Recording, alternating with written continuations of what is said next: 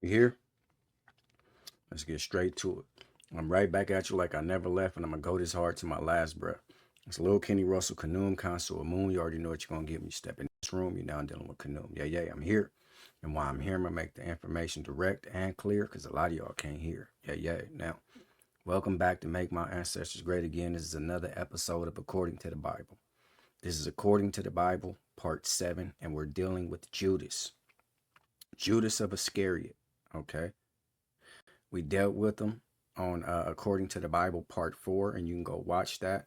We discussed the discrepancy of what happened to the 30 pieces of silver that he was paid to betray Jesus the Christ or God, okay? So we're going to look at today, how did he die?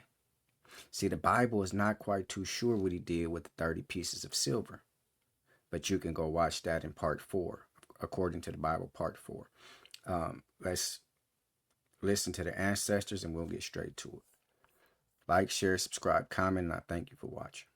There's one thing you have to get through your mind and keep it. Nothing that ever came from the European mind was meant to do anything but facilitate European domination of the world. And I said there's no exception. All right. It's the ancestors, the great Dr. John Henry Clark. And I put that video together. I made that intro myself. It's a photograph of all the master teachers, again, who's touched me and shaped what you see before you today by way of study, by way of literature, by way of their research, by the way of me going down my own paths, being spearheaded by those distinct people that you see pictured in that photographic depiction. It's a video. It's Dr. Clark speaking at one of his lectures, and then I have photographs of other people in a collage that is shown there. And the people is Hubert H. Harrison, okay, John G. Jackson, Dr. Clark, Dr. Ben, Sheikh Anta Diop, Ivan Van Sertima, Khalid Muhammad, El Haj Malik Shabazz, you might know him as Malcolm X, and the great Walter Williams. Walter Williams, in my opinion, Walter Williams is the greatest single researcher in the history of the researchers, in my opinion, okay? Because Walter Williams went against everyone. He went against people in the African community who was putting out things that they didn't quite naturally research down to the bone. And he went against Western academia, the European society. So Walter Williams was, again, for me, the greatest single-hand researcher on the planet. See, you have to know history to understand what they've done to you by way of literature. See, literature is just literature. It's historical literature, but it might not be historical as in living historical. You understand where I'm coming from? You can write anything down and put that as history. But if you go search it out by way of historical analysis, if you go see what was going on in history and you don't see that account there, you can just add it up to literature a lot of times, okay? Not all the times, but a lot of times when you just start inserting things in literature that didn't happen historically, you can weed it out by doing historical research, okay? So that was the ancestors. Now, let's look into Judas one more time. How did Judas die? It's two conflicting accounts of how Judas died. Just as it was, they're not quite too sure about what he did with the silver, okay? But like I say, you can go watch that on Part 4, According to the Bible, Part 4. So let's look at how Judas died, all right? Let's look at it. This is Matthew 27:5, if I'm not mistaken. You guys can screenshot this again.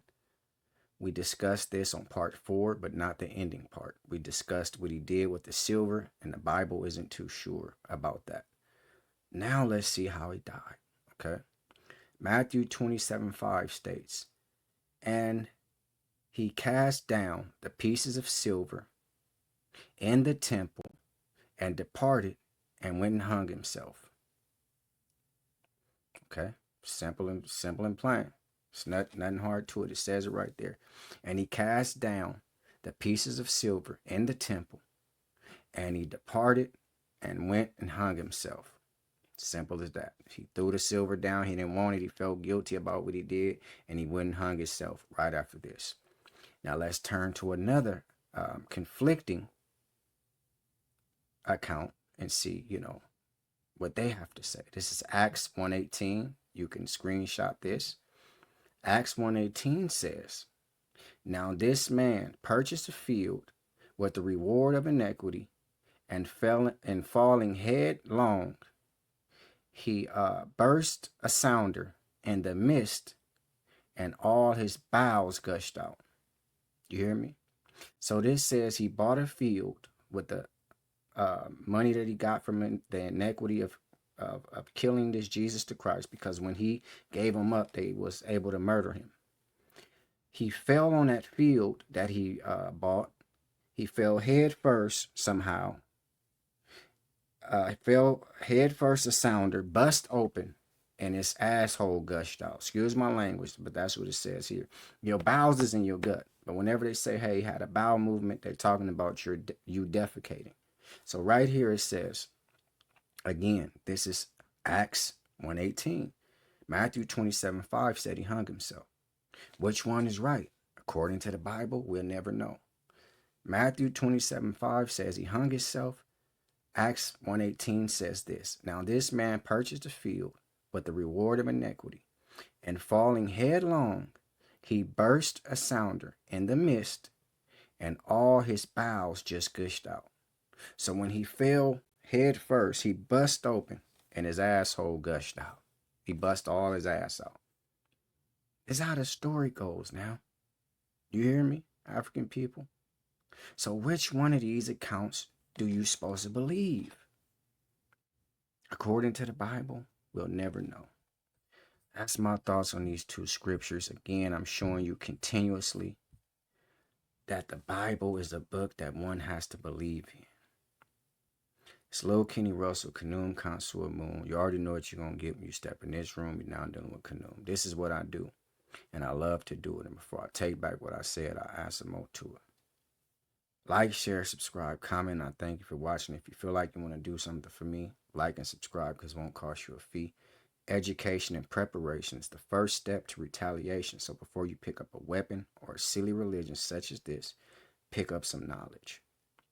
The Bible is a book that one has to believe in. Without your belief, nothing in the Bible is real. I'm showing you account after account of inconsistencies, incompatibilities. I'm showing you conflicting accounts in a perfect book that they said was authorized by God, inspired by God, and divinely written by God. If anybody's offended by anything you heard, I meant every word. This is, according to the Bible, episode 7.